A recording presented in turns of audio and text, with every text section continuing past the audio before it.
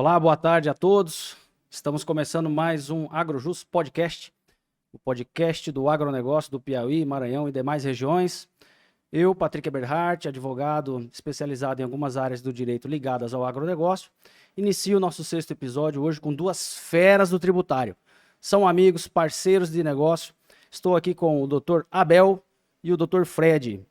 Dr. Abel, Dr. Fred, muito obrigado por terem aceitado o convite para a gente falar sobre um tema muito relevante que atualmente estamos tendo vários desdobramentos aí no cenário, tanto econômico quanto também em nível do Poder Judiciário, que é a tributação ligada ao agronegócio. Muito obrigado por aceitarem o convite. Boa tarde a todos. Patrick, é uma honra estar aqui presente. Agradecer aqui a presença do meu sócio aqui, o Fred, e agradecer também a participação aqui, o convite que foi feito aqui por você para estar falando de um tema tão importante, né, para o produtor rural e que tem criado um maior destaque aí nos últimos anos. Perfeito. Fredão, obrigado por ter aceitado o convite, irmão. Meu irmão, é uma alegria estar aqui com você. Eu fiquei muito honrado com esse convite. Bacana. Tanto eu quanto o Abel. Já aqui no 7º, talvez, episódio do o sexto. Sexto episódio do podcast, que a gente, pelos dados que você falou, está tendo uma penetração enorme. Isso. Né? Uma visibilidade muito grande aqui na região e fora daqui também. Exato. Então, é uma alegria e uma responsabilidade também, mas é uma grande alegria levar algumas informações de um tema tão sensível, tão impactante para a atividade do produtor rural e que a cada dia apresenta várias reviravoltas. Ao longo da conversa, a gente vai passar aqui dados que se alteram assim, de semana para semana e que impactam diretamente o caixa do produtor, da produtora, e que por isso é importante esse tema que você escolheu. E a gente fica muito alegre de poder falar aqui com você. Perfeito. Bom, antes de começarmos, né, o episódio, a gente conversou a respeito de alguns tópicos, né, porque a matéria é longa, é enorme. Nós teríamos aí uns 4, 5 episódios para tratar de tudo, né, de forma bem assídua, profunda. Mas a gente pode, dentro daquilo que nós elencamos de assunto relevante, né, começar com a reforma tributária, né, falar um pouquinho das duas PECs, né, a PEC 45, a PEC 110, a 45 da Câmara, a 110 do Senado, né, e quais são os impactos dessas duas PECs aí que estão tramitando na Câmara e no Senado. Bom, vou dar o start pode aqui, começar a falar das Fred. PECs. Com relação às PECs, Patrick, aí que a gente ainda não tem nenhum texto ainda montado ou apresentado, um texto final, né, seja na Câmara ou seja no Senado. O que a gente tem são conversas, né, já bem adiantadas, isso é verdade, né? Temos ali o pessoal do CECIF ali com o Bernardo Api, que saiu, né, recentemente, né, se desligou para tratar diretamente da PEC para os interesses do governo, né? Mas, assim, aí como você falou, a PEC 45 ela está na Câmara e a PEC 110 no Senado.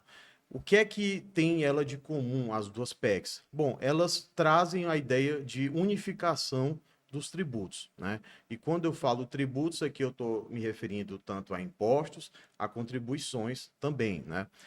Especificamente para a PEC 110. Por quê? Porque a PEC 45, ela prevê a criação do chamado IVA, né?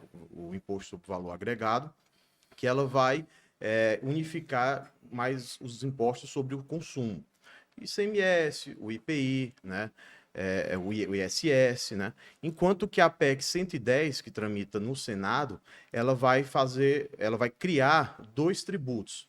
Um tributo que ficaria na esfera federal, né, que seria a agregação de impostos e contribuições, como a contribuição ao salário, né, salário da educação, e, por fim, iria ficar um imposto, eu vou dizer assim, residual, né, tratando especificamente do ICMS e do ISS, certo? E isso seria de competência de estados e municípios. Então, assim,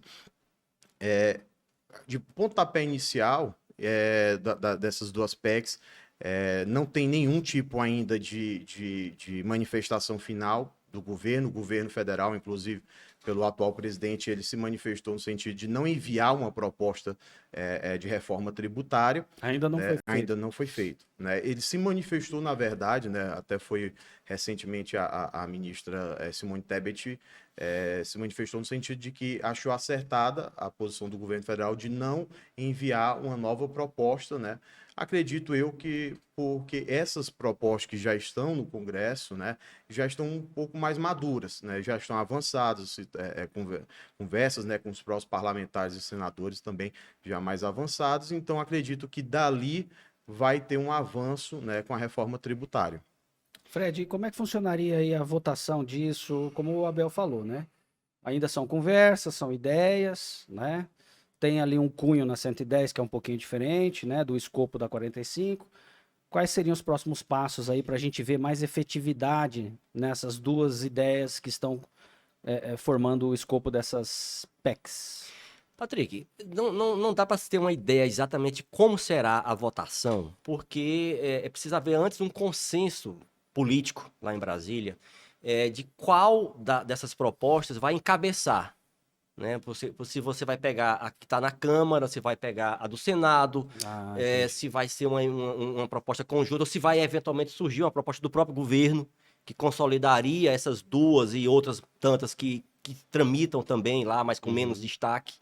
Então, a tramitação se vai iniciar pelo Senado, pela Câmara, muito provavelmente envolve matéria constitucional, então, assim, a votação é de quórum qualificado, né, de 3/5 e tudo, com várias votações e repete.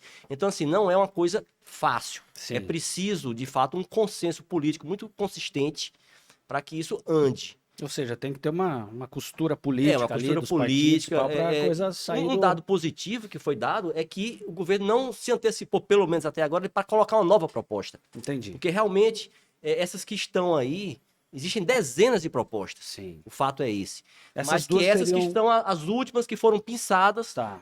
de um consenso mais recente para encabeçar isso daí. Seriam as duas mais relevantes, vamos dizer assim? Ou não? Eu acho que seriam as mais estruturadas. Mais estruturadas. As mais estruturadas e mais, assim, que foram, de fato, tiveram o dedo ali de participação tanto por parte do governo, como principalmente da sociedade, né, por meio de instituições privadas, né, sem fins políticos, né, sem interesses políticos ou pessoais, né, como o próprio CECIF. Então, assim, um estudo muito mais aprofundado, né, que eu posso dizer que tem encabeçado essas PECs. Agora, o que a gente sabe, né, o que a gente sabe é que tem ali algumas circunstâncias que já foram lançadas, né? Por exemplo, com relação às alíquotas, né? O que se pretende, pelo menos as conversas, né?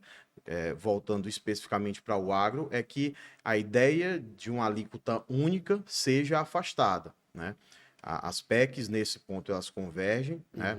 O A110 ela é um pouco mais flexível, porque ela prevê outros mecanismos ali de instituição de outras alíquotas, né? Seja para mercadorias, né? Os serviços específicos ou para atividades, né? Mas o fato é que se conversa muito sobre um pedido de barrar mesmo essa ideia geral de uma alíquota única. Porque os estudos aí, né?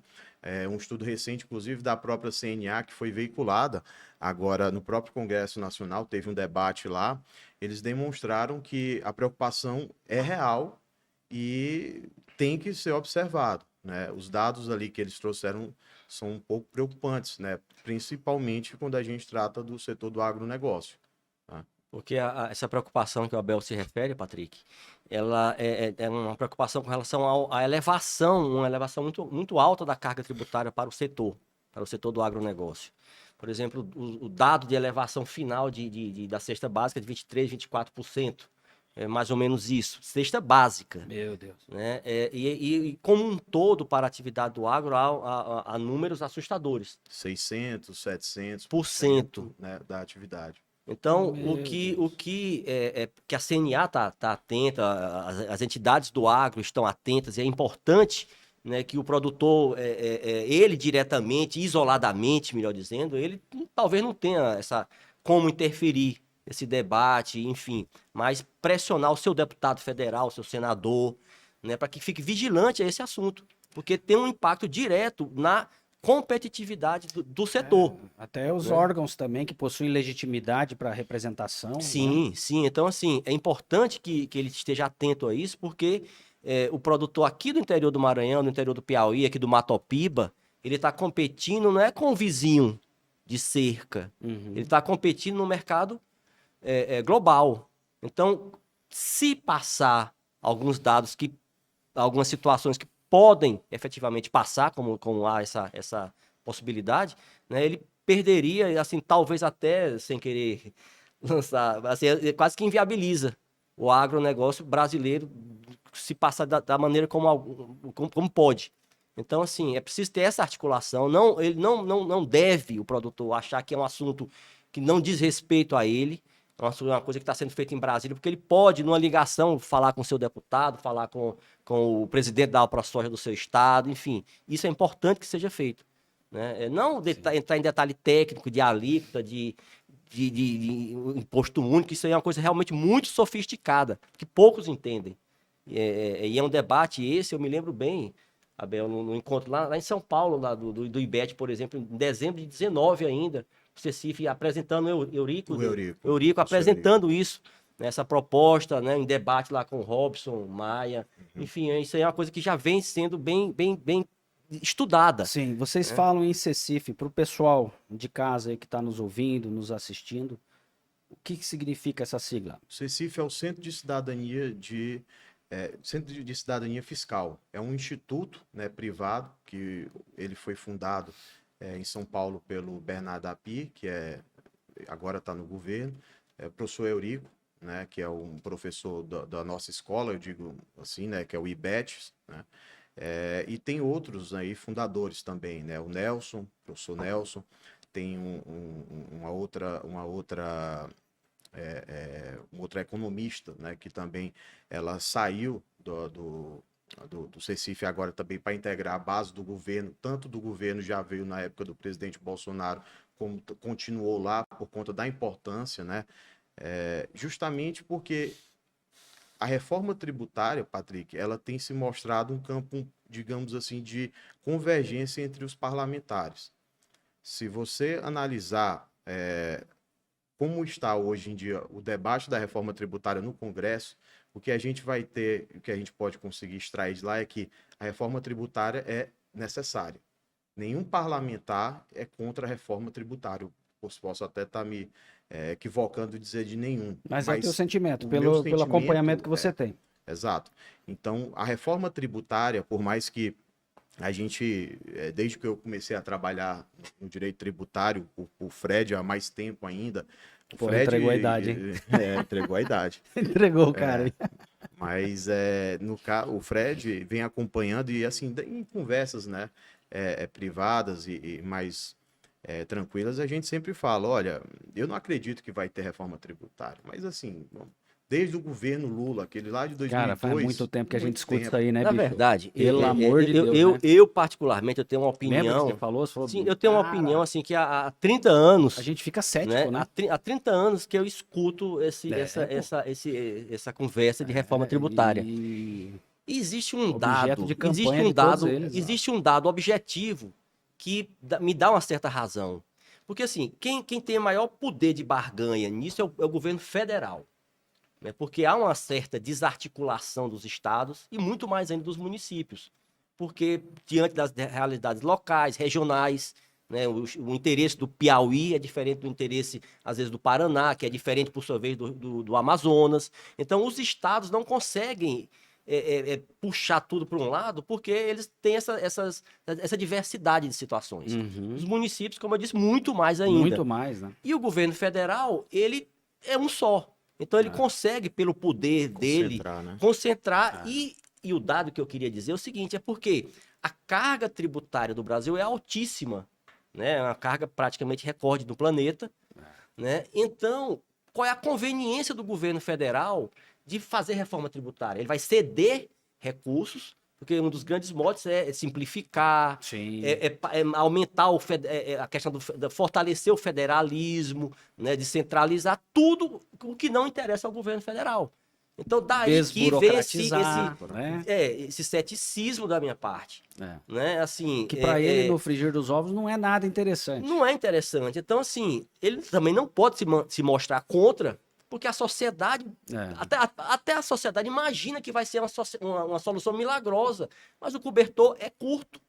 As necessidades são... Puxou, mostra os pés. Você puxa de um lado, descobre do outro. Puxa, né? Assim, as necessidades de educação, de saúde, de habitação, de segurança, de estrada, e por aí vai, são enormes. Né? Ninguém aguenta, você não consegue mais aumentar a carga, quer dizer, consegue, mas ninguém suporta mais pagar mais tributo. Então, assim, é uma mágica que se vende para a população como se isso fosse a saída final para tudo. Não é. Agora, realmente, que precisa equacionar uma série de distorções, precisa e vai acontecer. Né? Eu volto a dizer, eu sou cético, mas, pelo que se tem visto, o Abel participa de grupos, né, por exemplo, do JETA, que são tributaristas, a elite da discussão tributária nacional está nesse grupo, em grande parte, pelo menos, e realmente há um sentimento que agora sai. É por isso que o produtor deve ficar atento, cobrar, assim, de vez em quando futucar o seu parlamentar, a sua associação, que ele tem mais contato, para que mantenha, ficar esperto com relação a isso. Porque não dá, porque depois, para voltar atrás, para corrigir o que foi feito aí já é outra votação, com quórum qualificado, que talvez demande um esforço muito grande. Então, o momento é esse. E esse JETA aí, o que você sente lá? Você que é participante, né? Integrante do grupo lá, dos pensadores aí do direito tributário. Como o Fred falou, o pessoal acha que agora vai. E aí, o que você pode trazer de experiência lá para nós? A preocupação, Patrick... É equalizar essas ideias...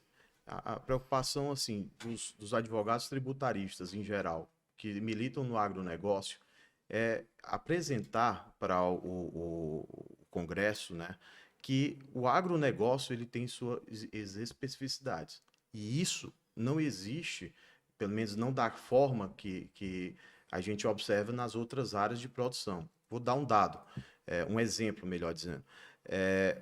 O industrial, né, ele produz, ele emprega da mesma forma que o produtor rural. Acontece que o industrial, ele tem ali o risco do negócio dele. Ele pode ter problema externo de juros altos, com questão de empréstimo. Ele pode ter ali, se a gente pegar mais externo ali, uma questão de incêndio. Assim, tem várias interferências que pode ocorrer no negócio dele. Mas ele não tem a questão do impacto do meio ambiente. Uma chuva, se chove demais, o produtor rural ele é impactado. A atividade por exemplo, da monocultura tem milhares de riscos. Muito arriscado. Uma praga. Tanto é que você pega, por exemplo, seguro, é impraticável. Então, essas especificidades, né, trazem critérios e características específicas para a atividade rural. O risco do produtor rural, do negócio dele, na minha visão, ela é maior do que as outras atividades. E que, por isso, a própria legislação tributária, ela prevê mecanismos, né, que o produtor rural possa se valer de mecanismos tributários. Para quê? Para que ele não saia no prejuízo. Patrick, você advoga há mais tempo no agronegócio do que eu, mas você sabe o prejuízo, o impacto que, por exemplo, uma seca pode provocar no produtor rural. Entendeu? Então, assim, você pode perder um ano de plantio. Isso é muito grave. E o produtor rural, infelizmente, hoje, ele vive o quê? Pegando empréstimos para poder né, renovar a sua plantação no ano seguinte. E as pessoas, o grande problema é que o governo, né, quando eu falo governo, eu me estendo ao federal, municipal e estadual, é que a gente tem visto um certo avanço, né, desses órgãos, desses entes, porque perceberam que o faturamento e não necessariamente o lucro do produtor rural é grande. O faturamento, mas não o lucro. Quem conhece o produtor rural mais de perto, percebe o quê? Que o produtor rural tem despesas altíssimas. Produtor rural tem despesas altíssimas. E aí é que vem a questão dos mecanismos. Por exemplo, produtor rural, pessoa física, ele pode deduzir, né, da apuração do livre caixa do produtor rural dele todas as despesas que ele tem na atividade rural. Isso é. Eu não gosto da palavra benefício, Sim. certo? Eu não gosto da palavra benefício, eu sempre evito utilizar ela. Mas essa característica que existe na legislação do produtor rural, você não vê, por exemplo, para uma outra pessoa que empresta um serviço, né, diverso, por exemplo.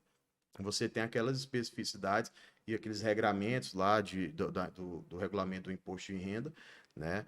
Que você pode deduzir saúde, educação no produtor rural, né? Ele tem essas outras especificidades. Mas por quê? Porque a atividade dele merece um risco, né? E aí vem essa questão que o Fred falou, só voltando, Patrick, com relação à reforma tributária, a gente tem essa visão de que dessa vez vai ocorrer, pelo menos alguma alteração na legislação tributária vai se dar, seja de uma forma apenas para simplificar ou para avançar nessas duas PECs, certo? Seja a 45, a 110, como o Fred disse, ainda não tem ainda um texto final para a gente poder trazer um pouco mais de informações para o contribuinte. Mas, assim, o nosso receio também é muito grande, é que essa convergência, ela também foge um pouco da esfera legislativa e do executivo para o judiciário. Porque vejo tanto que é interessante. Antes mesmo de a gente ter alguma PEC ou algum tipo de reforma tributária aprovada, já alguns estudiosos tributários respeitadíssimos, né, já criticam as PECs, declarando em seus artigos que elas são inconstitucionais, que elas têm Ou seja, problema de pode ter legalidade. uma judicialização enorme, né? Exato. Né? E, por exemplo, um dos argumentos que se utiliza é o que o Fred falou sobre a questão da concentração de receitas hoje, né, na União. Porque a União, ela tem o maior pedaço do bolo hoje em dia, né? Para os estados e para os municípios fica muitas vezes apenas repasse. Se você for pegar, por exemplo, um pequeno município do interior aqui do Piauí, tem eles que sobrevivem, e a palavra é essa, sobrevivem de FPM, né? Os fundos de E participação. muitas vezes nem dá, né? E a União, Muitas nesse vezes nem dá. sentido, é por isso que eu volto a dizer que às vezes eu não acredito, porque você vê nesses últimos anos, nessas últimas décadas, por que não dizer, ela concentra a arrecadação nas contribuições. Exato. Por quê? Porque não é partilhado no fundo de participação dos estados nem dos municípios. Então, assim, a reforma tributária quer mexer nisso, quer mexer no federalismo fiscal. Então, por conta disso é que realmente há essa resistência da União, porque ela pode perder receita, né? Então tem essa nuance. A União ou os próprios estados e municípios, a depender de qual vai ser as regras do jogo, né? Isso. A gente tem observado, por exemplo, que se a União for a única detentora, tem preocupação de estados e municípios grandes, né, que possuem grandes receitas, como o estado de São Paulo, como é que vai ficar? Quais vão ser os critérios de partilha desses valores, né? De repasse. De né? repasse, né? Isso é uma preocupação. Isso né? na hipótese do imposto único. Isso da hipótese do imposto único. Na verdade, os dois, né? O imposto aquele, se for o IBS, mesmo se houver a duplicidade da criação dos dois tributos, eu não vejo como o Estado e o município, apenas com a unificação do ICMS e do ISS, continuarem tendo essa receita para custear todas as despesas que crescem diariamente. Só um dado também objetivo, um fato que aconteceu, que demonstra um pouco, que justifica um pouco esse receio dos estados e municípios. Quando a União criou o Refis, lá atrás, os primeiros refinanciamentos, parcelamento de dívida, essa coisa toda, ela arrecadou tributos, né, imposto de renda e RPJ, que são partilhados com os estados e municípios. Ela arrecadou e ficou por isso mesmo, né? Se não fosse o deputado federal Júlio César, aqui do Piauí, né? Grande Júlio. Grande Júlio. Um abraço, Júlio. Né? Um deputado muito atuante. Sempre tá com a gente lá no Né? Rotary. Exato. Então, que Um inclusive, beijo, meu irmão. que inclusive ele vai, nós vamos fazer aqui pela Comissão de Direito Tributário da OAB um evento sobre a reforma tributária, provavelmente em agosto, trazer o relator daqui for, né? E ele, Júlio César, vai participar. Né? Daria um episódio legal com o Júlio aqui também. Né? E quando pode até trazer o relator da reforma para conversar aqui Top. com você, Vou Patrick. falar com ele. Né? Eu te aviso isso. Porque se não fosse o trabalho dele de fiscalizar números, e ele provocou, a União teria ficado com esse dinheiro, pelo menos até aquele momento. Aí, com a provocação dele, é que ela fez Olhou o e falou, repasse. esqueci de mandar esqueci de mandar o dinheiro. Então, é só um dado que ilustra, um fato, melhor dizendo, que ilustra essa desconfiança de concentrar a arrecadação na União e os estados, mas aí é que vão precisar correr o Pires lá em Brasília para sobreviver, muitos deles. É um ente federativo desconfiado do outro, né? Então, assim, é só um dado, sem querer ser negativista, mas é um dado da realidade. O receio, Patrick, com esse desenho que o Fred falou, é justamente rachar o federalismo brasileiro. Porque eu já vejo ele de uma forma rachada há um tempo, principalmente eu que moro aqui no estado do Piauí, conheço a realidade de municípios aí que vivem, né, com repasse. Então, assim, eu não vejo um federalismo brasileiro como se aqueles que a gente lê nos livros, né, aquela coisa maravilhosa, de direito constitucional, Isso, né? E eu não vejo isso. Primeiro, porque você não tem autonomia financeira. Que federalismo brasileiro é esse que não tem autonomia financeira, os municípios, né, os entes, né? Então, assim, o receio da reforma tributária é você estar tirando poderes, né, dos prefeitos, né, dos dirigentes locais, que são aqueles que sabem das necessidades, né, do dia a dia, da população, né? E trazendo isso para o agronegócio, por que é importante? Porque a gente tem um país aí de tamanho continental. Então, nós temos, se a gente pegar a produção do Nordeste para a do Sul, nós conseguimos aqui analisar facilmente, né, a diferença a forma que você tem na produção, né? Às vezes você só consegue plantar um ano, aqui no Nordeste você consegue já aproveitar um tempo maior, por conta que existe, não tem aquelas friagens lá da região sul do estado, do Brasil. Sim. Então, assim, você tem especificidades diferentes. Então, a necessidade de você ajustar a política de desenvolvimento do produtor rural, ela tem que ser dinâmica, no sentido de que o dirigente, né, o prefeito, o governador, ele tem que ter uma noção de como vai tratar o produtor rural em cada região que ele é representante. Então, eu acho que a União não tem essa capacidade, né, de tratar sobre um tema tão delicado. Sim. Eu acho que Fredão é mais cético, o Jetta aqui, o monstro sagrado aqui já tá mais animadinho. Vamos ver o que vai dar, ver, né? Eu acho que hoje vamos torcer para o agronegócio ser prejudicado, porque é a mola propulsora desse país. Exato. A gente alimenta boa parte do mundo. Não perca a competitividade. Entendeu? O agro é foda, o agro é pancada.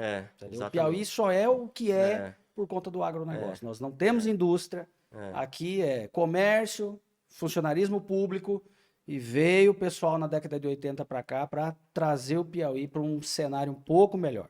Isso não podemos deixar de enaltecer. Claro, sem dúvida. Meus amigos, agora tem outro tema também que é pancada, hein? Que é relacionado aos fundos estaduais, né? De tributação no agro.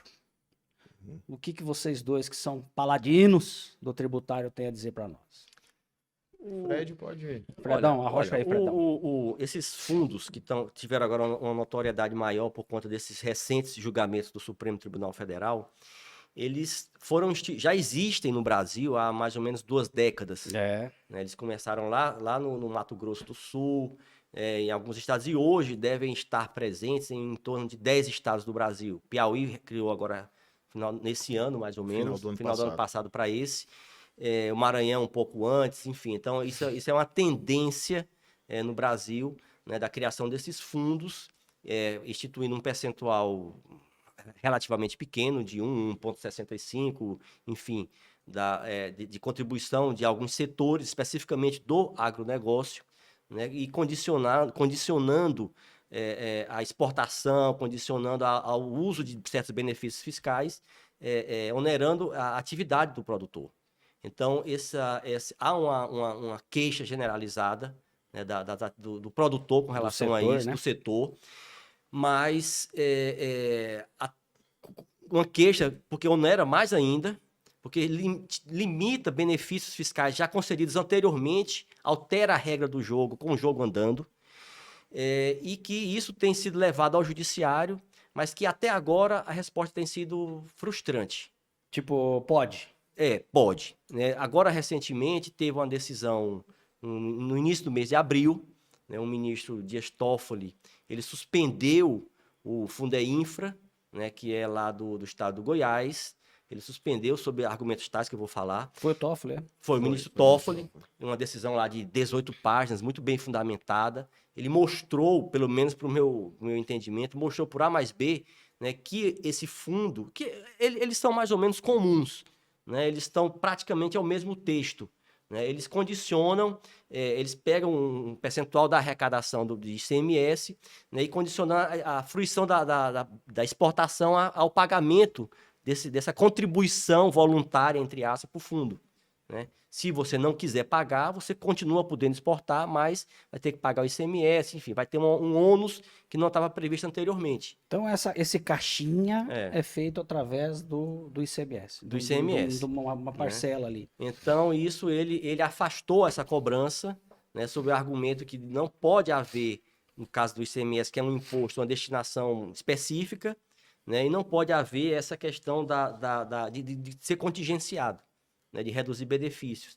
Então, isso foi agora no início do mês, isso gerou uma alegria muito grande no Brasil, porque todo mundo achou que isso estava bem definido, mas agora, dia 24, essa semana, né, o Supremo decidiu cassar essa liminar, já sobre a relatoria do ministro Edson Fachin, né, ele considerou que os argumentos do estado do Goiás, realmente eles procediam, que não haveria uma destinação específica para esse valor arrecadado, né? Então que seria possível continuar cobrando esse tipo de contribuição. Então a situação hoje, né, é que esses fundos, no caso aqui do Fundeinfra, Fundesul, no caso do Piauí, o FDI, o Fundo de Desenvolvimento da Infraestrutura, eles podem ser cobrados legalmente. Essa decisão cassada pelo Fachin, ela teve então uma eficácia provisória, pelo que eu entendi, mas ela tem aplicação... Ela vale para o país inteiro. Vale para o país inteiro. Ela foi tomada num processo específico, mas dentro de uma ação direta de inconstitucionalidade que a Confederação Nacional da Agricultura, salvo engano, da Indústria, uma confederação nacional que manejou esse recurso, e ele usou também um argumento importante, que como é uma questão que envolve provas, que envolve federalismo, que envolve competência dos estados, ou seja, federação, que realmente requer um estudo mais profundo. Então, vai ficar para o momento seguinte. Diversas associações nacionais já funcionam como amicus curiae dentro desse processo. Entendi. Então vai haver um diálogo muito grande. A ProSoja Nacional, enfim, a Confederação Nacional da Agricultura. Eu acho que esse ponto é válido, né? É válido porque vai ter... Esse argumento é válido, porque vai permitir um diálogo mais amplo dos interessados. Então, mas alguns advogados que estão mais informados disso, que estão mais presentes nisso, acham que é uma decisão que vai demorar décadas até. Né? Enquanto isso, se continua pagando. Estão cobrando. Infelizmente, Patrick, assim, os fundos aí, né, estaduais, eles não são, como o Fred disse, eles não foram criados agora. A gente tem um exemplo do FECOP, que é o Fundo de Combate à Pobreza aí, que foi instituído, foi reconhecido a sua constitucionalidade, e hoje o contribuinte, né, quando vai emitir as notas fiscais dele de ICMS, ele vai ter que recolher sobre isso. O Fundeinfra, o FDI, né, e tantos outros aí que têm sido criados, a gente sabe o motivo. O principal são dois. O Estado perdeu receita ao longo dos últimos anos. Ele vem perdendo receitas, né? E aí, para você ver a ideia, como o direito tributário e essa questão financeira e orçamentária está interligado, muito por conta dos tributos que foram manejados nos últimos anos. Por quê? Porque o Fred falou, a União tem criado impostos? Não. Se ela cria impostos, ela vai ter que repartilhar, né, essa arrecadação. Então, ela fez o que nos últimos anos? Criado contribuições. Contribuições que ela não dá nem uma dedada no chantilly ali, a cereja, né? Fica tudo para ela. Os cofins aí o bolo tá para inteiro. isso, né? 100%. E, assim, o Estado vem perdendo receitas. A gente teve aquele julgamento no ano passado também sobre a questão do ICMS, né? Do ICMS Energia, lá que também deu outro prejuízo, né? Para os estados, né? E os combustíveis também. Então, assim, o Estado precisa, né? Volto a dizer que o Estado precisa suprir aquela sua necessidade orçamentária. Como?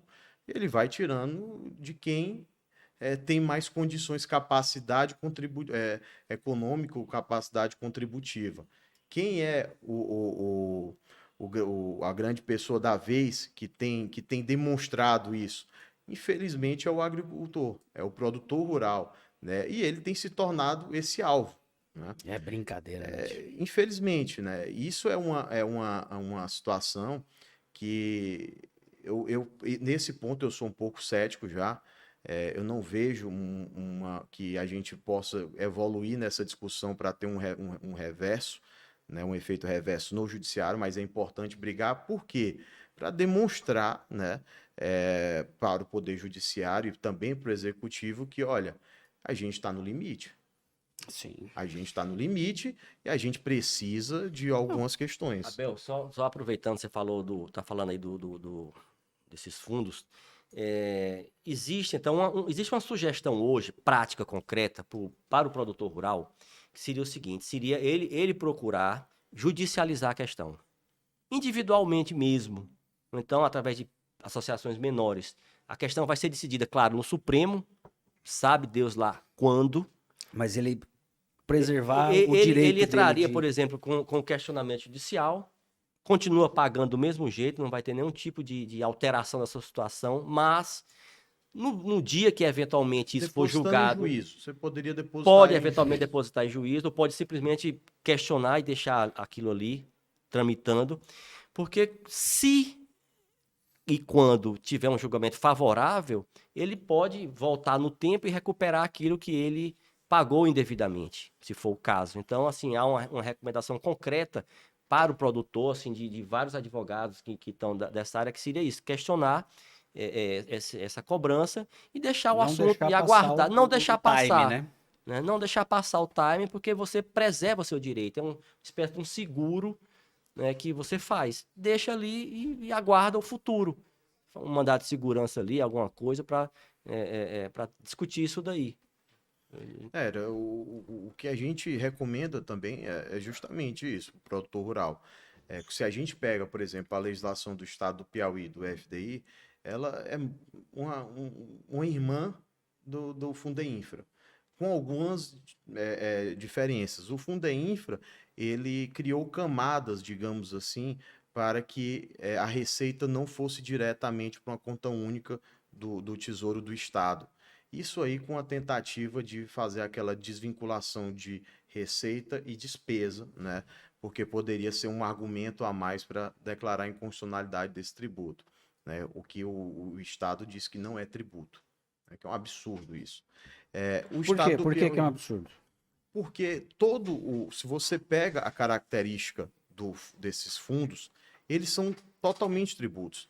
Eles são Uma coisa opcional, assim, não seria compulsório. O que a gente pode dizer é o seguinte, Patrick: se você estudar cada regra matriz dos tributos, seja impostos, seja taxas, contribuições, você vai ver que tem situações específicas ali dele. O fundo é uma quimera. A verdade é essa, é uma quimera, porque ela tem características específicas de cada um dos tributos. Ou seja, alguns desses fundos, eles fazem uma... É um híbrido. É um híbrido. Eles Esse fazem uma cara só fala. vinculação de direta, certo? Para uma despesa direta. Isso que uma característica das contribuições Sim. ou das taxas, Das né? taxas. O imposto, por exemplo, ele não tem essa vinculação entre a arrecadação e a despesa dela. Mas você tem ali outras características que tratam esses fundos ali de maneira realmente que você não consegue compreender qual é a natureza que o Estado trouxe. E o que é engraçado nisso é que se você analisar a legislação do Estado do Piauí, por exemplo, né, você vai ver que eles vinculam ao quê? Ao desenvolvimento da infraestrutura, sendo que eles cobram, né, agora teve um decreto, né, baixou novamente, Pra 1%, diminuiu né? para 1%, né? Era cobrado 1,65, agora caiu para 1%, né? Para o ano de 2023 só, né? Então 2024 vai voltar a alíquota de 1,65, mas que eles destinam a um desenvolvimento de uma infraestrutura que ninguém sabe quem é que vai fiscalizar, onde é que vai ser gasto, tá certo? E um outro problema E o que a gente vê na prática? Até desculpe te interromper. A gente Sim. vê o agricultor cada vez mais taxado, né? Uma carga tributária cada vez maior. Aí agora tem fundo, né? As estradas aí para a logística, né? Caindo os pedaços. Os insumos cada vez mais caros. Cara, como é que suporta isso aí? É uma situação Né? Como é complicada. que não fica puto? A regulação do FDI aqui no Piauí, ela é bem clara, como a Abel estava falando aqui. Ela diz aqui nesse dispositivo. Em substituição, fala da destinação, que é esse fundo de desenvolvimento da infraestrutura, claro. Então, e fala também, ela condiciona, o Poder Executivo fica autorizado a condicionar a fruição de benefícios ou incentivos fiscais. Evento futuro incerto. Né? Condição. Então, assim, os argumentos que o Supremo inicialmente utilizou para derrubar, para pelo menos suspender a aplicação de a Goiás, decisão do Toffoli, né? estão aqui presentes na regulação No do corpo Piauí, da no norma. corpo, estão aqui expressos. Ainda que esteja um jogo de palavras muito grande para dizer que não é uma coisa obrigatória, que ele pode não pagar, é por isso que não seria um tributo, seria uma mera contribuição. É porque né? o imposto, ele é imposto. Você como o próprio nome diz, você não tem como escapar. No caso aqui tem, realmente tem, mas você vai ter um ônus tão grande para exercer um direito que a própria Constituição lhe dá, que é da imunidade na exportação, que você, na prática, você não tem como fugir. Ou seja, é obrigatório. Então, assim, mais uma vez, o argumento está aqui no papel, no texto da lei, para que o produtor tome uma atitude e questione. E aí aguarda, né, continua seguindo a sua vida, né, e fez aquele seguro. É interessante como é híbrido, né? Vocês que são do ramo explicando, você tem características, né? O fundo, ele transita. Ele foi né? muito. A criação desses fundos foi muito inteligente. Né? Tem hora que parece um imposto, tem hora que parece uma contribuição, tem hora Exato. que. Né? Mas é justamente, por exemplo, se a gente for pegar como é que foi criado esses fundos. A maioria, pelo menos o Estado do Piauí, foi por meio de decreto. E aí já começa. A Constituição autoriza a instituição de tributos sem ser por meio de lei? Não. Então, veja que esse argumento já começa por aí. Então, o contribuinte que vai ao judiciário, ele vai questionar, vem cá, mas isso será que é um tributo? Porque se for um tributo e se ele tem característica de tributo, seja qual for, taxa, contribuição, imposto, né, você vai questionar a primeira coisa. E por que foi feito por decreto? Entendeu? Então, isso são as situações que você tem que analisar bem detalhadamente a instituição, o texto, né, os enunciados da norma, para você poder vir a questionar no judiciário. Sim. Né? E um fato interessante, outro fato interessante com relação a esses fundos, Patrick, é que no estado do Piauí aqui, esse fundo de 1,65, como é que ele vai funcionar? Por exemplo, um contribuinte que ele tem uma espécie de crédito presumido de ICMS, ou ele tem uma redução de base de cálculo de ICMS, ou uma isenção, o fundo ele te obriga a você recolher esses 1% ou 1,65% para fruir daquele benefício. Então, ele te dá com uma mão e retira um pouquinho com a outra. Então, ele te dá um benefício fiscal, mas ele fala, Patrick, se você quiser utilizar aqui esse benefício fiscal que eu te dei, você vai pagar alguma coisa que eu criei aqui, que parece é um fundo... Parece um pedágio, né? Lembrei agora. Mas a ideia é mais ou menos essa mesmo. Essa estrada é filé, não tem um buraco, toda ela cercada, não passa bicho, nada. Você não vai ter problema de bater, mas você tem que pagar um pedaço. Quer andar nela? Dá um pedacinho. Entendeu? Então, assim, é um teratológico. Impressionante, um negócio ali que... Não, e tá vigente, né? Tá vigente. Tá aí. E assim, tem os argumentos legais, constitucionais. Meus amigos agricultores aí, as empresas do agro aí, pelo amor de Deus, hein? Ficar atento nesse trem. Ficar atento. Ficar atento porque é aquela questão. Se não ficar atento, quem não reclama, Patrick, a tendência é o quê? O governo não tem pena. Ele vai atrás, ele vai até quando a pessoa começa a gritar. Então, assim... Eu queria chamar a atenção, só aproveitando essa temática que a gente está falando do FDI aqui no Piauí, e que ele condiciona, né, o exercício de um direito constitucional do agricultor, que é a exportação sem nenhum tipo de ônus. Ele condiciona o pagamento dessa contribuição, vamos chamar assim, né, desse imposto. Mas é interessante observar que a questão dos créditos de ICMS da exportação. Um dado que a gente tem observado na prática, pelo menos aqui no Piauí, eu não sei exatamente a realidade do Maranhão, é que muitos dos agricultores, praticamente todos, exportam a sua produção e fazem isso de uma maneira que não aproveitam o crédito presumido que ele tem por conta dessa exportação. Então, por exemplo, esse novo... Eu acho que tem muitos que nem sabem disso. Provavelmente. Nós tivemos a oportunidade, o Abel já me chamou a atenção disso, a gente viu já vários contratos de exportação, de remessa para exportação, a gente já viu várias notas fiscais de produtores aqui do Piauí, de grandes produtores, inclusive, que não preenchem os requisitos que o regulamento do ICMS exige para que ele possa pleitear esse crédito. Mas só para que se entenda isso, o que é? Passa a mensagem. Só para que se entenda. Quando o produtor rural exporta um produto, ele tem direito a um crédito presumido de ICMS, que ele pode usar. Ele não consegue transformar isso em dinheiro diretamente, mas ele consegue utilizar isso para pagar débitos que ele tem. Ele consegue, inclusive, transferir para terceiros, né, para pessoas daqui dentro do estado que compram esses créditos. Então ele transforma isso em dinheiro, eventualmente. E é uma coisa importante que ele não está usando esse direito.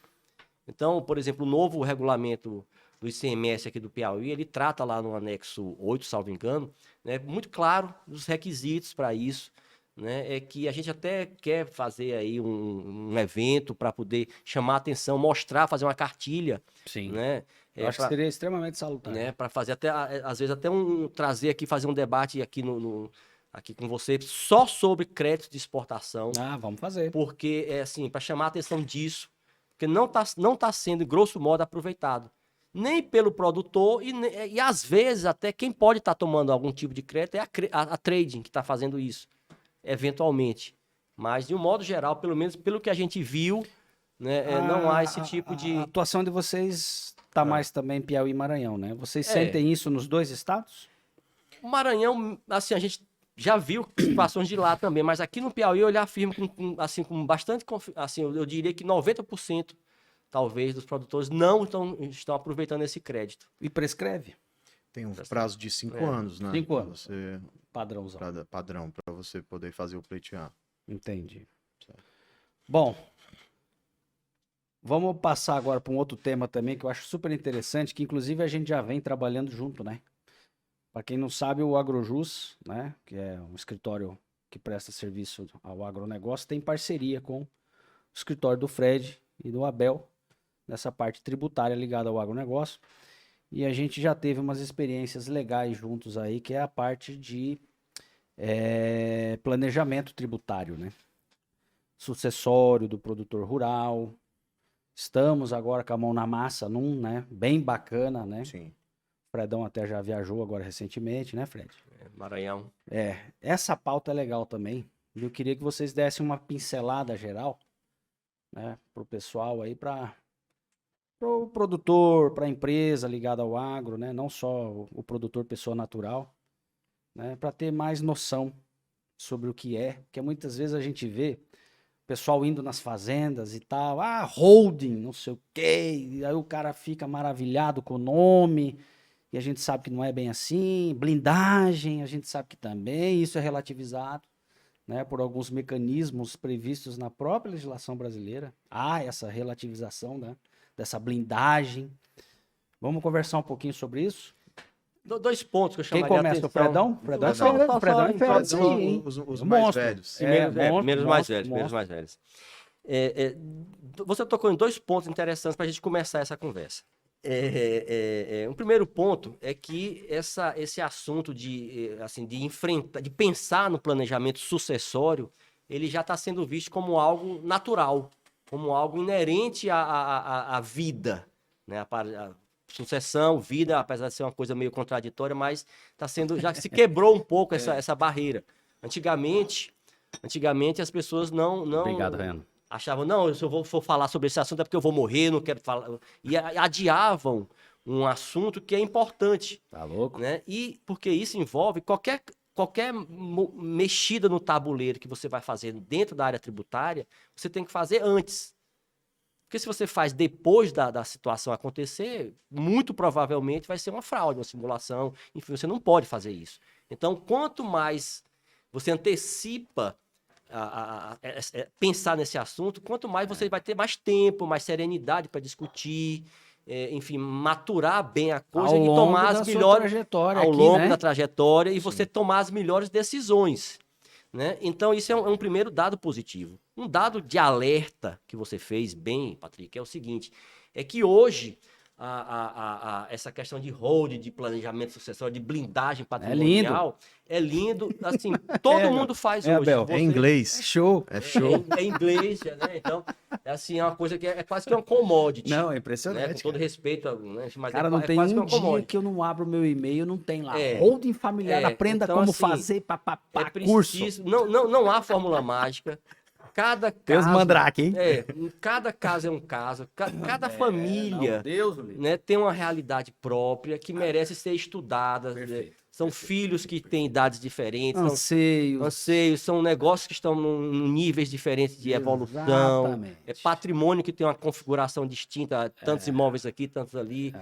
O que é que o patriarca, a matriarca querem deixar, enfim, com a vocação dos filhos. Então, tudo isso... caso a caso, né? Caso a caso. Não há. Às vezes você tem uma solução mais barata, mas que é aquela velha história do barato que sai mais sai caro um pouco, né? Então, assim, mais ou menos a ideia é essa, né? Chamar a atenção que é positivo esse dado de você sentar para pensar, sim, porque a tendência de elevação do ITCMD, existem vários projetos de lei tramitando no Congresso para aumentar o tributo, né? A tramitação de inventário é cara dentro dos cartórios. Você vai adiar uma decisão que pode ser feita agora. Sempre o inventário pode ser extrajudicial. Você não consegue. O judicial, meu amigo. Às vezes você coloca uma bomba no colo dos seus filhos, que vai ter, às vezes, desavença entre eles. Enfim, então, quanto antes, melhor pensar nesse assunto. Abelão, Vamos lá, Abel. Patrick, eu acho assim que planejamento tributário, eu acho essa bonita essa. Se bem feito, realmente a questão assim que a gente tem que ter em mente é que o planejamento tributário hoje em dia ele é uma necessidade, certo? Os dados mais recentes que a gente tem é que 90% dos produtores rurais do Brasil estão na pessoa física. Por quê? Porque tem uma série de benefícios, né, na tributação da pessoa física, mas até também, o empréstimo, né? Até empréstimos são mais fáceis, né, na pessoa física. Mas a questão também passa por, às vezes, desconhecimento, né, e receio do produtor rural. Porque quando se fala em produtor rural, a gente tem que esquecer o Brasil de 20 anos atrás. O produtor rural, hoje em dia, ele é um empresário de ponta, certo? O produtor rural, hoje em dia, ele trabalha com várias camadas ali na atividade rural dele, seja um produtor na soja, que ele tem que estudar qual tipo de soja, qual o manejo que ele vai ter para determinado solo, ou um agricultor ou um agropecuário que vai preparar ali desde o sêmen dele, do boi, né, para Tem muita tecnologia envolvida, os caras são preparadíssimos. muito. Então, assim, hoje a gente precisa demonstrar e criar difundir melhor essa ideia de que o produtor rural, ele não é mais aquele de 20, 30 anos atrás que tinha uma empresa pequenininha, que era produção rural e acabou. Não, hoje eles são empresários e eles devem se ver como empresários, né? Então isso acaba exigindo para eles uma certa maturidade do negócio, né? E quando eu falo de maturidade, Patrick, às vezes não passa necessariamente por uma criação de uma holding rural, né? Esse nome em inglês aí que, como você disse, está lotando sua caixa de spam, né? E é muito chique, você tá na roda lá de um bar com os amigos, eu tenho uma holding. Pelo meu negócio, pelo tamanho da minha empresa, já foi necessário criar uma holding. Ele fala assim, como se quase, assim, para os amigos nem ouvirem, né? Mas querendo que todo mundo escute aquilo ali para, né? Mas a ideia, o sentimento que quem milita, né, na área tributária e na societária, né, como o nosso escritório, você sabe, é que hoje há uma banalização. Sim. Há uma banalização em 2 pontos. Primeiro que todo mundo hoje em dia chama uma empresa, às vezes familiar, uma empresa patrimonial, uma PJ, melhor dizendo, como holding. Holding pode ser isso, mas não. Holding pode ser uma estrutura muito mais complexa, por exemplo, tratando especificamente de alguns clientes seus que trabalham em diversos segmentos do agronegócio. Aí ele pode ter uma empresa controlando demais. Uma empresa controladora. Você tem, hoje em dia, por exemplo, temos clientes aqui que são agroindústrias que possuem uma controlada no exterior, né? uma filial no exterior. Uhum. Então, assim, é uma necessidade de você olhar a atividade do que o produtor está desenvolvendo para você passar para ele. O planejamento tributário, como o Fred bem disse, ele precisa se fazer um estudo prévio, porque a partir do momento que o fato gerador do tributo ocorre, tudo que você fizer depois, a Receita Federal ou a estadual, municipal pode questionar. Né? Então você tem que se preparar. E o ideal é que você se prepare ao longo dos anos. E aí, Patrick, existem várias estruturas societárias que a gente utiliza, né? Seja para o ganho na sucessão do produtor rural, seja para a questão tributária da atividade dele ali de uma forma mais imediata, né? Uhum. Seja, por exemplo, a gente tem a questão da pejotização, você pode ter uma empresa hoje de pejotização que, a depender da sua atividade, você pode pagar menos tributo. Sim. Né? Você tem, por exemplo, no ramo da soja. No ramo da soja, você paga alíquota zero de PIS/COFINS para lucro presumido. Então, é uma opção tributária mais vantajosa, em tese, né? Em tese, porque quando o Fred ele fala, é o caso a caso, por exemplo, digamos que você tem um produtor rural que ele está em ascensão, né? De expansão, melhor dizendo, do negócio jurídico dele, no negócio econômico dele. Ele está tendo despesas correntes. Uhum. Então, qual é a possibilidade dele chegar no ano de 2023 e não ter lucro? Ele não tem lucro, né? Para pagar. Então, por que ele vai para uma pessoa jurídica do lucro presumido pagar uma alíquota de 3,6, 3,65 em média, né? 3,06 de imposto de renda CCLL, se ele pode ficar na pessoa física e não pagar nada? Mas, em compensação, quando o produtor rural, pessoa física, por exemplo, ele já faz a estagnação do negócio dele, ele já não tem mais aquelas despesas correntes com aquisição, né, de maquinário, de empréstimos e etc., porque ele vai aumentar o lucro dele. E aí a margem, né, da tributação na pessoa física pode ser maior. Pode ser maior. Então é aí que o contador, né, ele juntamente com o profissional do direito, o advogado tributarista, ele tem que entrar em campo para poder Para dizer, olha, a hora a aqui hora que é não tá isso. mais na pessoa física. não está mais valendo a Não pena tá mais você valendo a ficar pena, aqui. né? Vamos migrar, É. né? E aí tem várias situações. Por exemplo, uma pessoa física, uma pessoa Aí produtor rural pode abrir mão de uma tributação pensando na questão sucessória. Vai que ele tem algum problema, e é comum você ter problema com irmão, com tia que é sócio, com filho, Uhum. e você quer ali segregar seu patrimônio. Recentemente eu tive um cliente agora, Patrick, inclusive, que me ligou para resolver um problema na Receita, porque ele ia perdendo o benefício estadual dele, porque a sócia é irmã, certo? E a irmã estava com problemas na Receita Estadual, estava com dívidas estaduais e o Estado não queria renovar o Para a benefício. sociedade, porque um dos integrantes estava Exato. com.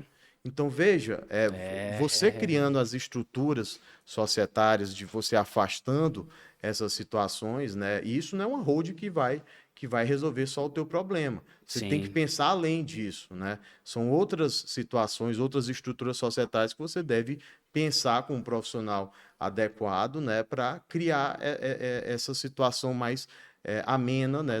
No exercício da sua atividade. Sim, é engraçado também que tem situações, né, que o cara ele não vai comprar mais maquinário, ele não vai renovar a frota, e ele tem ali atividade, né? Ele pode deixar algumas despesas na pessoa física, né? E aí quando ele monta a PJ, ele já começa a ter uma série de benefícios, porque daí ele vai integralizar o capital, né? Exato. E aí fica só atividade, né, na pessoa física, Na né? pessoa física, E né? algumas despesas ele Isso. lança também, Ele que são lança. despesas que Correntes, né? estrategicamente é Isso. bom que fique com Que ele, bom. né? Para Com ele, reduzir, agricultor, pessoa natural, física, né? Para reduzir reduzir a tributação, a tributação, do imposto de né? renda, né? Um dos mecanismos de planejamento é a hibridização, O né? que o Que é a pessoal chama de. pejotização, né? Eu não digo que é uma pejotização total, porque Uhum. você vai trabalhar, o nome Os dois, disso, né? você trabalha nos dois, né? É. Isso tem chamado bastante atenção, Patrick, porque o produtor rural ele se sente mais confortável hoje em dia trabalhando na pessoa física. A realidade é essa. Não é à toa que os dados aí, né, da tributação da produção rural demonstram isso. 90% dos produtores rurais são E a pessoa física, né? primeira coisa que você ouve de alguns assim é: ah, não, o acesso é mais fácil e os juros são mais baratos dos créditos. Por isso que muitos ficam na PF aí pro resto da vida. O resto da vida. É. Aí vem aqueles problemas futuros, né? No caso de uma sucessão, a gente está falando aqui, se um produtor rural tiver, por exemplo, um imóvel, uma fazenda no valor de 50 milhões, se for deixar, né, para a sucessão, vai pagar o ITCMD de quanto? A gente está falando no estado do Piauí algo em torno aqui de 2 a 6%, né? Acima de... E com a tendência de elevação. Com a tendência Com de a tendência elevação. forte né? de elevação. Você vê aquilo que o Fred falou no início, né? Quando a gente começou a debater o tema, né? Rio de Janeiro né, é 8. cara? Ninguém quer morrer, né? Mas tem que pensar, Pois se é. organizar, né?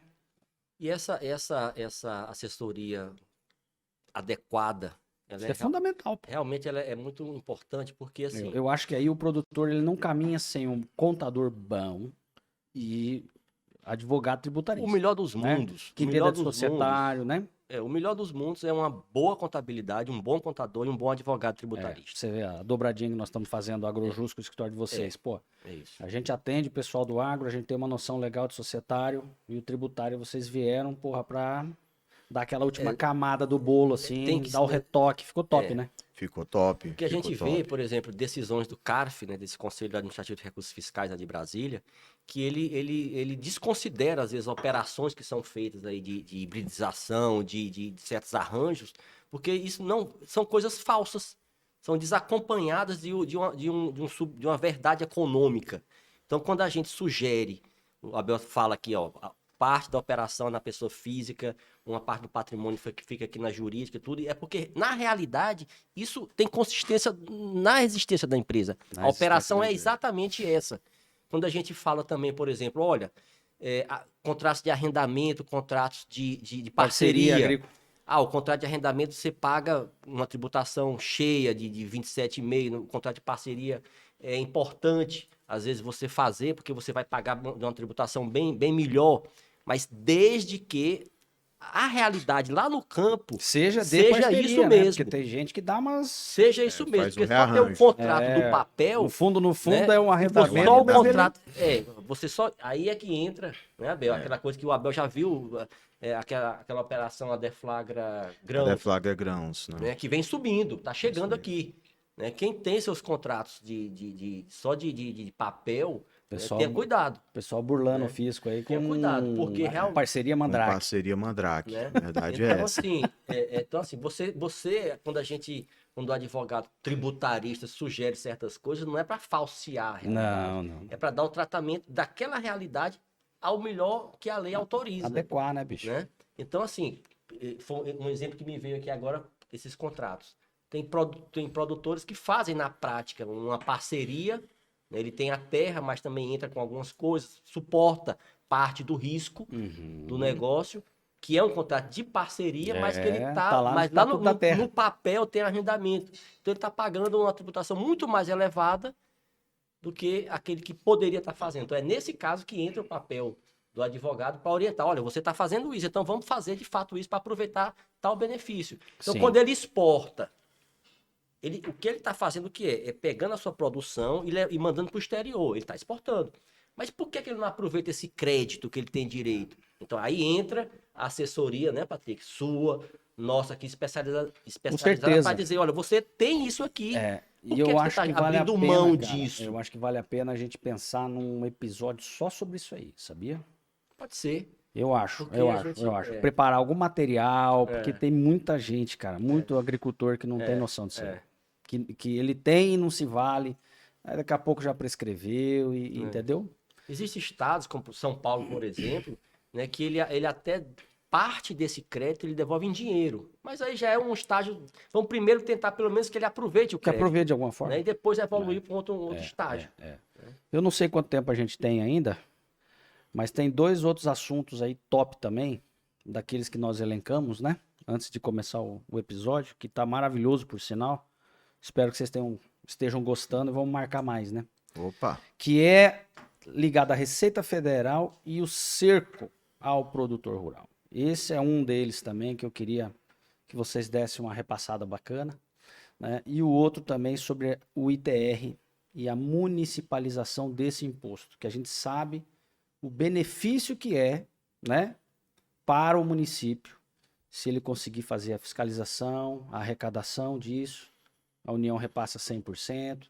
Vamos começar primeiro com o cerco ao produtor rural, porque nós somos agro, né, bicho? Temos que defender os cabas, tem que né? defender. E Vai lá, Belão. a melhor forma de defender, Patrick, eu acho que é orientar de uma forma correta o produtor rural. O produtor rural, muitas vezes, nossos clientes, né, que a gente já tem de parceria, você é o cara que diz pra gente quando é o momento para falar com eles, né? Porque existem Agora, por exemplo, momentos... Não. Os caras estão no meio Tão da colheita, plantando, né? No Maranhão, aqui no Piauí então- já passou, né? então, já pegaram, acho que colheram até o exato. milho já.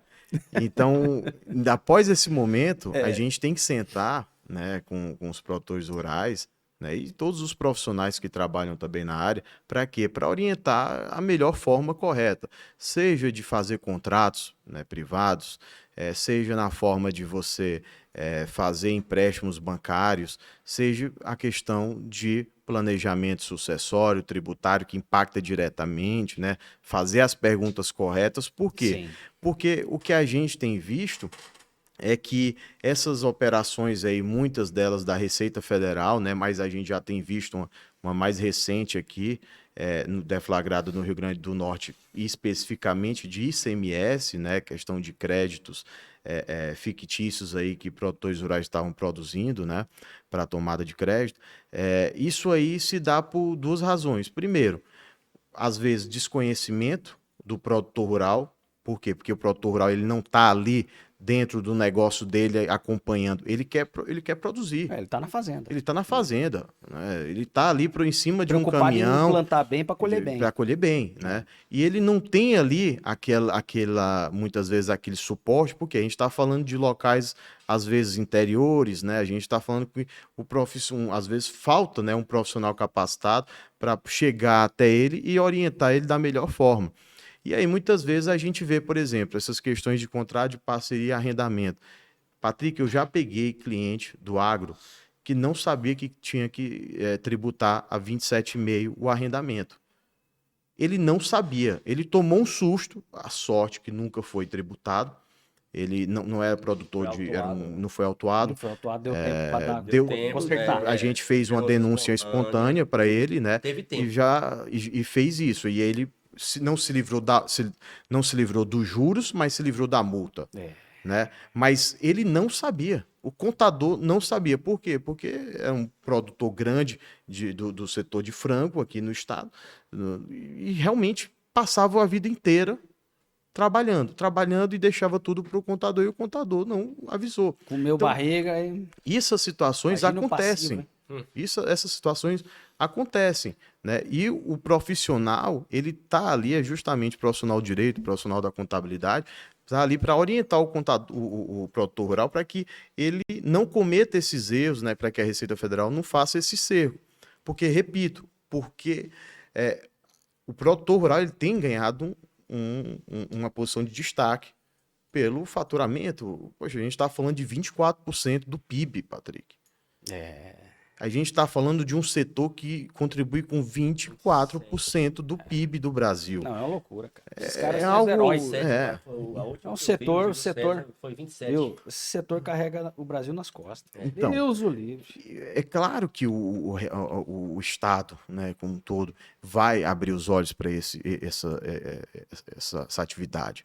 Então, assim, pode ter certeza que nos anos que vão para frente, a gente vai ter novos regramentos.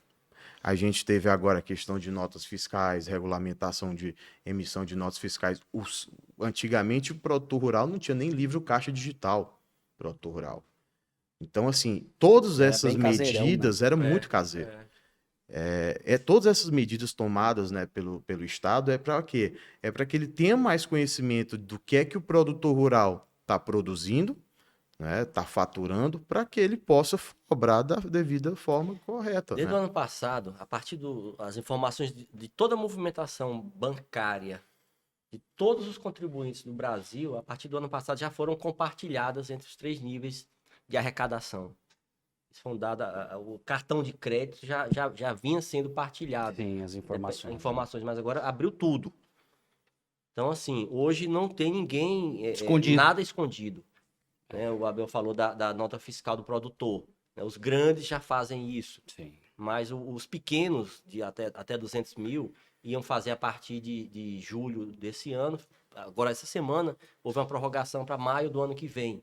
Tem mais um ano quase aí de folga. E cabe a nós, que trabalhamos com o agro, prestamos serviço ao agro, saber a hora de chegar nesse pessoal, apoiá-los, descortinar muita coisa que pode melhorar, né? Por exemplo, agora, nós tivemos colheita aqui no Piauí, né? Colheram o milho, depois colheram a soja, agora o milho. O pessoal tá com uma janelinha ali para dar um descanso. Agora é a hora da gente chegar com essas informações. Com esse apoio, entendeu? Né? Não só no sentido de, vou prestar o meu serviço, vou ganhar meus honorários. Não, mas para cada vez melhorar a atividade. Porque nessa situação que foi dita deles, aqui, porque eles precisam disso. Né, nessa situação que foi dada aqui, se tivesse uma autuação, se ele fosse flagrado com aquilo ali... Sorte que deu tempo de fazer a denúncia espontânea. Teria uma multa altíssima. A boa-fé, né? Teria uma multa altíssima, um tributo altíssimo para pagar. A multa, né? E 75 a 150. 75 e com toda certeza teria o reflexo penal, criminal disso. Não tenha dúvida. Né? Então, assim, hoje a gente vê uma tendência muito forte dessa criminalização dentro da área tributária. Então, assim, a gente percebe muitos produtores que são pessoas de bem, e realmente querem ter a cabeça livre para olhar o clima, olhar o solo, ver Isso. as coisas, sentir a Como plantar, colher. Como o Hélio disse aqui no episódio que ele veio, Patrick, eu sou agricultor, eu sei plantar, sei cuidar da lavoura, e é isso que eu sei fazer. Eu Pois é. quero estar preocupado com isso. Com isso. Entendeu? Então, O agricultor é isso aí, cara. Agora você imagina um produtor desse Ele tem que ter esse apoio. um produtor desse que por um deslize, uma falha qualquer, vai ter que responder um processo criminal. Imagine o nível de estresse e preocupação. É. Então isso impacta em tudo. Sair correndo às pressas atrás de uma banca, de Pois um é, trem pra então poder assim, ajudar e coisa. o Estado, que eu digo Estado de um modo geral, ele para acochar, para receber o que ele acha que tem que receber, né? Ele usa de meios, Não, ele não mede protesto, esforço, ele vai pra cima, uma série vai de pra coisas. cima. E agora, não, agora que eu digo assim, já de alguns anos, essa criminalização. Então, assim, é importante realmente esse cuidado, esse Sim. saber onde você está pisando, porque para É. minimizar, evitar isso daí. Sim. Né? E o ITR, hein, Abelão? Bom, o ITR, Patrick, é um O TAR do ITR. É o tal do ITR, né? O ITR, assim, é um tributo, é um imposto, né? Que ele é um pouco subestimado, a verdade é essa, né? Se a gente pegar, por exemplo, os últimos dados aí da Receita Federal de 2022, Patrick, a gente vai ver que a arrecadação do ITR foi de míseros 2,4 bilhões. Pra gente aqui, eu sei que pra você não é muito, Patrick, eu sei. Que isso. Mas para mim é muito. Mas quando você vai olhar, né, para outros tributos, Pelo amor de Deus, isso aí não isso é nada. É nada. Nada. né? Isso não é nada, né? E a gente vê uma questão, o próprio governo, né, quando eu digo, vê um exponencial muito grande, né, na exploração e tributação do ITR, né? Sim. Hoje em dia, a gente sabe que, por exemplo, existem aqueles convênios, né, com a Receita Federal, que De de fiscalização, né? De arrecadação também, Municipalização né? e Municipalização. fiscalização. Você Isso traz é a importante, transferência, né? a transferência de titularidade de cobrança para os municípios, desde que os municípios façam o quê? Apresentem parâmetros de cobrança, né? De pauta daqueles ITRs por meio do VTN, né? né? E que eles façam, eles instalem, né? Como eu posso dizer assim, uma estrutura mínima para que eles sejam de fato fiscalizados. Sim, sim, Né? sim. Só que isso ainda é uma coisa bastante Incipiente, né? incipiente. A gente tem um Aqui no dado Piauí é que pouco, né? muito pouco. Maranhão, muito como é que é pouco. assim? Tem a noção? Maranhão, não, o Nordeste inteiro. O Nordeste inteiro, ele corresponde, o último dado que a gente teve foi dos 23% por cento de municípios conveniados, apenas 3% ficam do Nordeste. A maioria no Centro-Sul. Ou né, seja, a União aqui na nossa região ainda tem a maior competência, né? Sim, Exato. sim. Fiscalizatória, arrecadatória, não tem contingente para ir Não, em não tem todos braço, os não tem braço. cantos Não do tem. Nordeste, né? Nossa Caatinga, o Cerrado, o Agrestão, tal. E o pessoal declara muitas vezes, É chamado forma- imposto dos R$10. O ITR. né? Declara muitas vezes sem conhecimento ou intencionalmente, depende, Uhum. e paga os 10 Os pila. R$10. Impressionante, né? Esse é um problema. Isso é um problema, Patrick, porque a gente tem, né, alguns casos de autuação de ITR no escritório que por descuido, tanto, eu não digo do contador, eu digo mais do proprietário mesmo da área, né, de não buscar aqueles elementos ali para você atualizar a sua área, né, porque são áreas que realmente já estão em área de expansão agrícola Uhum. e que merecem, convenhamos, Patrick, um cuidado, né? Não Claro, dá claro. para você manter aquele ITR no valor de R$10, né? Sim, sim. Então a gente tem autuações de ITR em cifras grandes, milionárias no escritório. Milionárias. E por quê? Porque são pessoas que possuem terra há muitos anos, dão uma produtividade baixa, a Receita Federal vai lá, coloca a alíquota no patamar máximo, que é de 20%, né? É para desapropriar mesmo, a verdade é essa. E quando a gente pega essas autuações, é um pouco difícil. porque o ITR, ele tem as características deles, né, por frato gerador dele, e você tem ali umas alíquotas que variam de 0,2% a 20%, que vai por área de produção, Sim, vai, tem isso as tudo, isenções, né? né? Então, Área assim, verde não produzida, reserva, né? exato. então, APP. Inclusive, o teu trabalho que tu faz no AgroJus, né, é essencial para o produtor rural hoje, O né? ITR, ele é Identificar as- declaratório, É né? declaratório. O cara pode mentir lá na Pode. DITR, É, mas tem as Exato. consequências Mas tem as depois, consequências. né? O Né? cara visa pagar os 10ão, Uhum. bota lá uma área verde, só que já tá 20 anos plantando. Né? Desencontra, né? Ou as mesmo se informações. não estiver plantando, porque É. você hoje tem aquela pauta que é do CIAT, A pauta, da Receita exatamente. Federal, Não, eu que dei só um exemplo, eles, mas é isso aí. mas eles lançam, né? A Receita Federal hoje em dia lança por lá, por essa Lança pauta, por lá. por esse CIAT. E essas imagens já estão de vários anos, já estão todas lá guardadas para fazer prova contra uma eventual alegação de que não tinha, que era terra nua, que não era agricultável, que não tinha pasto cultivado, não tinha nada. Então isso você realmente tem que ter muita atenção nessas áreas, como o Abel falou, né, áreas de expansão, onde já municipalizadas, como aqui no Piauí, esses principais municípios do agro já têm convênios. E às vezes o valor do VTN às vezes é muito elevado, sem parâmetros corretos, Sim, feitos sem sim, critério. sim, Isso é um primeiro alerta, é que para essas áreas, por exemplo, aqui no Piauí, está crescendo aqui uma valorização forte de terras aqui para o norte do estado. sim. A tendência é que esses municípios, Bom Princípio, Piracuruca, Castelo, enfim, todos eles passem a se interessar por essa municipalização do ITR, porque o valor da terra está explodindo. Tá. E nesse contexto, né, vale a pena o produtor estar atento aos critérios técnicos que o município necessariamente tem que adotar. Não pode ser um achismo, Para poder servir né? de Não base. pode ser um achismo. Exato. Então, né, por exemplo, em um caso específico aqui, por exemplo, que eu me recordo aqui, que a gente defende um produtor, já aí do centro-sul do estado do Piauí, né, que é uma autuação de ITR multimilionária, né, porque a autuação foi a Receita Federal botou no limite quando ele tinha diversas áreas de proteção, áreas não agricultadas, enfim, que poderiam fazer aquelas exclusões todas, exclusões, não né? fez, deixou passar, e aí agora vai fazer o quê? Veio Correr a pancada. Veio a pancada É e uma não tem pancada. como provar, porque a gente está falando de algo que as autuações se deram lá no ano de 2008, 2010. Veja o tempo de não. lapso, né? Aquelas áreas mudaram todas, eles não têm documento. Então, assim, é um valor, Patrick, que você tem que, infelizmente, às Mesmo- vezes, mesmo- abrir mão é. da tua propriedade, porque você não tem como pagar. Mesmo fazendo o laudo agronômico, não vai Não tem ajudar nesse como, caso. né? Acho que nem pelo Google Earth, Então, a gente não, fazendo... não é difícil. tem que muito provar, difícil. tem que pegar imagens antigas para mostrar que realmente, aí sim, a gente consegue. Mas aí você fica dependendo da existência disso daí, né? Mas se você não conseguir essa prova, você realmente fica a ver navio, você não consegue. Sim, né? sim, sim. E Então- aí, é por isso que é importante, né?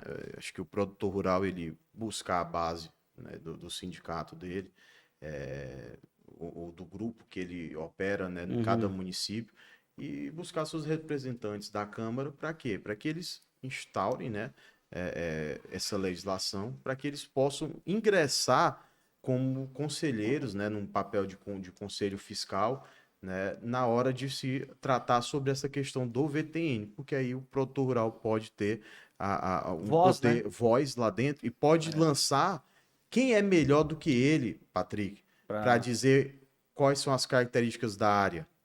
Exatamente. Quem é melhor que ele? Ninguém. Então, quando ele está lá, é como você. A autoridade, a voz da autoridade é o produtor lá. Então, é uma sugestão que a gente vem trabalhando, né, em parceria.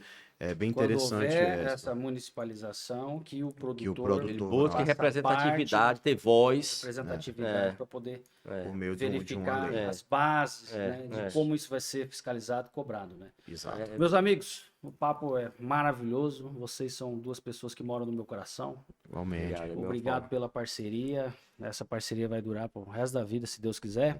Fé em Deus. Obrigado, Abel. Obrigado, Fred, meus amigos, espero que vocês tenham gostado. Opa, foi um prazer. E agora eu vou pro jabá, né, mano? Tá Tem que certo. fazer tá o certo. jabas. O jabas. É isso aí. Um abraço a todos. Muito obrigado por terem assistido mais esse episódio. Espero que vocês tenham gostado. E mandar lembranças aqui positivas para Randon Baldessar, meu amigo Alessandro. Obrigado, Alessandro, pelo apoio. Vou chamar o Alessandro aqui para falar sobre transporte, tudo a ver com agro, Sim, né? sim. Logísticas. Ele tem hoje como explicar o porquê que, né, os caminhões, as carretas explodiram de preço, também ligadas aí ao momento econômico que o país atravessa. Ao Jeremias Rocha, da Nelore JRR, já esteve aqui, o cara sabe tudo sobre genética, melhoramento animal, monstro. Um abraço, Jeremias, obrigado por apoiar o AgroJus Podcast. Um beijo, meu irmão Tiago Junqueira, da Fazenda Chapada Grande, Real Regeneração Agropecuária. Leão da Canel, meu brother, da Graúna, da Lavoro, Companhia Agrícola Nova Era. Ração Nativa também, hoje ele está chegando de São Paulo, vou sentar com ele. Ficou de ajudar o podcast aqui também. Vamos botar um saco de ração nativa aqui em cima da mesa, Leão, para nós.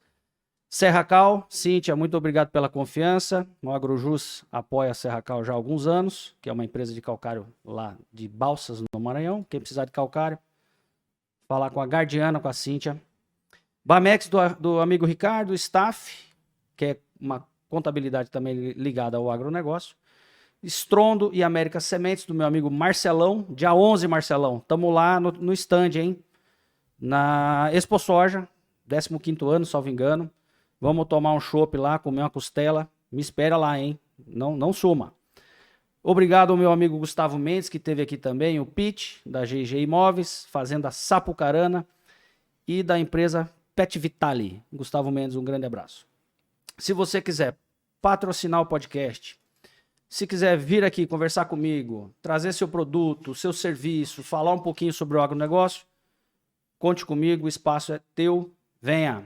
Meu telefone vai estar embaixo, o campeão ali da TMJ Criativa sempre coloca. Entre em contato com a gente, tem as redes sociais também. Afinal, o agro não para. Até o próximo episódio, um grande abraço. Obrigado.